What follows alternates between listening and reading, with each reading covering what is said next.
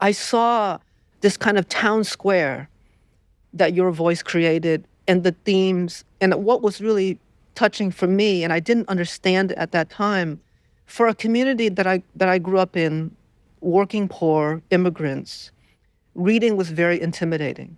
We didn't step into bookstores or libraries. It felt like an impenetrable world that was not for us. And it was aligned with elitism and power and institutions and higher learning that we thought that ship has sailed for us.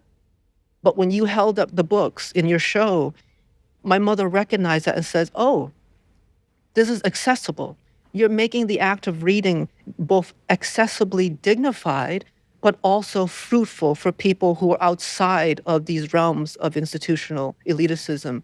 And I saw the women talk about books in your show, and then they would walk across the Barnes & Noble, across the mall, and they would have language. They would come in and they would say, this is the book I want. I know how to talk about it. And there's a kind of dignified confidence to literacy. And I don't know if anyone has talked about that, but I think that was the major byproduct that your show did, is that it made working class people who don't have access to centers of knowledge. They don't get to be in a classroom and have, high philosophy around craft or what have you. They get to participate in the vehicle of culture, and you made culture legible to them who often don't have that chance. So I just want to say thank you so much for that. Oh my God.